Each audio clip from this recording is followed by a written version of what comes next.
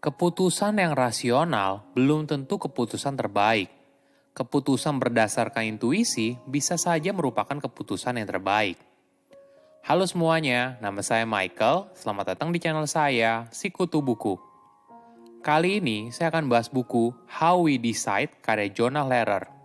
Sebagai informasi, podcast Sikutu Buku sekarang bergabung dengan Podcast Network Asia dan Podmetrics loh.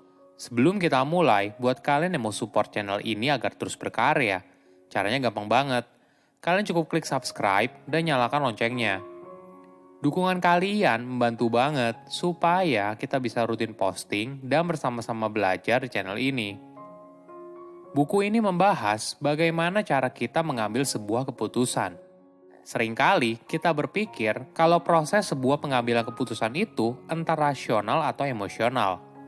Namun ternyata tidak sesederhana itu. Keputusan terbaik merupakan gabungan sempurna antara rasional dan emosional. Lebih penting lagi, situasi yang berbeda membutuhkan bagian otak yang berbeda. Misalnya gini, ketika kita membeli rumah, lebih baik biarkan sisi emosional kita yang proses berbagai alternatif. Lain halnya ketika kamu memilih sebuah saham. Bergantung pada intuisi semata malah mendatangkan kerugian. Saya merangkumnya menjadi 3 hal penting dari buku ini. Pertama, mitos otak manusia.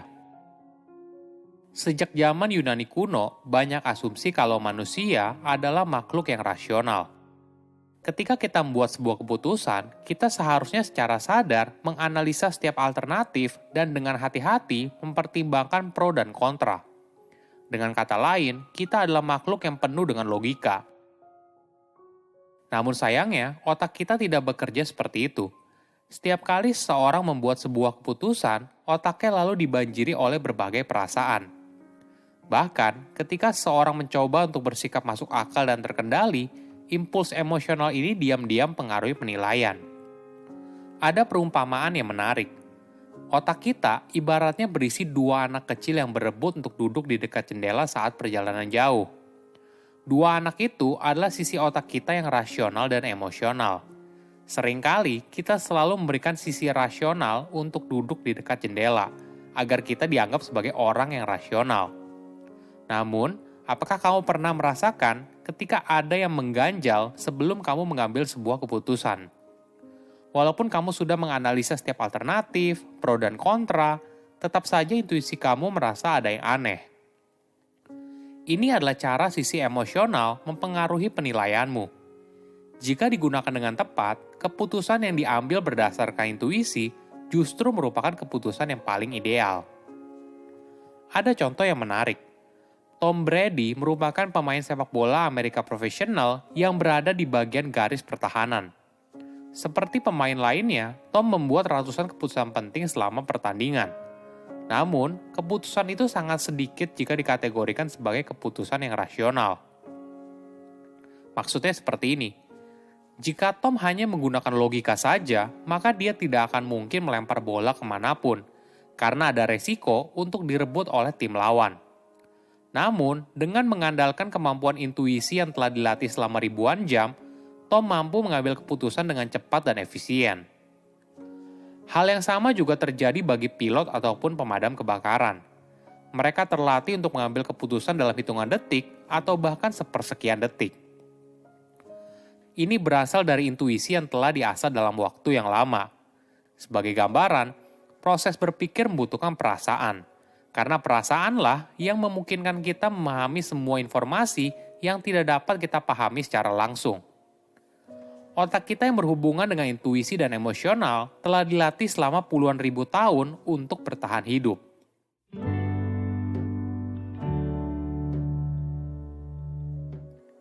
Kedua, cara otak bekerja. Ada fakta yang menarik. Untuk setiap masalah sederhana, otak kita membutuhkan sebuah alasan.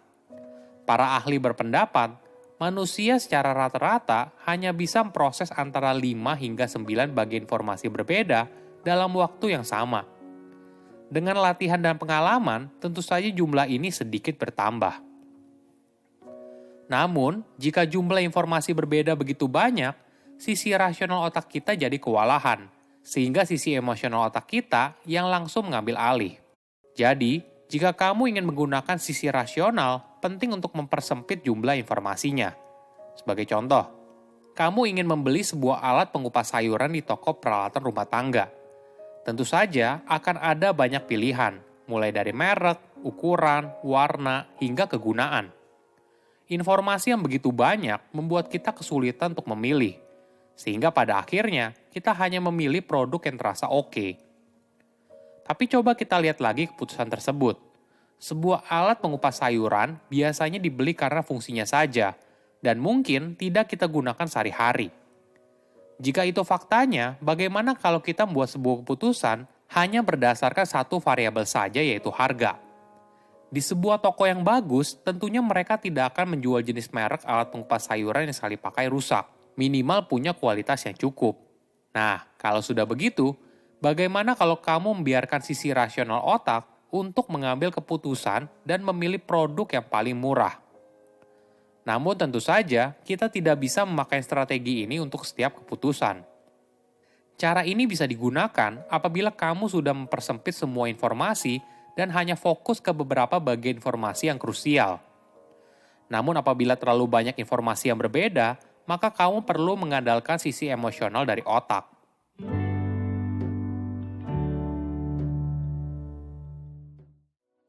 Ketiga, kehebatan sisi emosional. Cara otak kita bekerja sungguh menakjubkan. Ketika kita melakukan kesalahan atau menemukan hal baru, otak kita langsung menyadarinya. Dalam hitungan milidetik, aktivitas sel-sel otak telah meningkat menjadi sebuah emosi yang kuat. Hal ini lalu mendorong keputusan yang kita ambil, entah itu melawan atau kabur. Proses ini sangat penting saat pengambilan sebuah keputusan. Jika kita tidak belajar dari masa lalu, maka hal ini akan mengancam keberlangsungan hidup kita karena cenderung mengulang kesalahan yang sama terus-menerus. Kenapa sisi emosional otak kita begitu pintar? Salah satu andilnya karena adanya dopamin. Sebagai informasi, dopamin adalah hormon pengendali emosi yang dapat mempengaruhi berbagai aktivitas manusia dan berperan dalam membentuk sebuah intuisi. Jadi, setiap kali kita membuat keputusan yang tepat, hormon dopamin ini adalah hadiahnya. Seiring berjalannya waktu, aktivitas ini yang melatih otak kita hingga akhirnya bisa terbentuk sebuah jalan pintas. Ketika ada sebuah kejadian di masa depan yang serupa, otak kita bisa langsung mengambil keputusan tanpa harus melakukan analisa panjang pro dan kontra. Ini adalah perasaan yang muncul ketika kita merasa ada yang aneh dalam sebuah kejadian. Bahkan ketika kita sulit menggambarkannya dengan kata-kata. Apakah kita harus bergantung pada intuisi di setiap keputusan besar? Tergantung situasi dan apa keputusannya. Bagian emosional di otak kita bukan tanpa kelemahan. Pertama, bagian emosional otak kita tidak diprogram untuk melihat pola yang berbeda.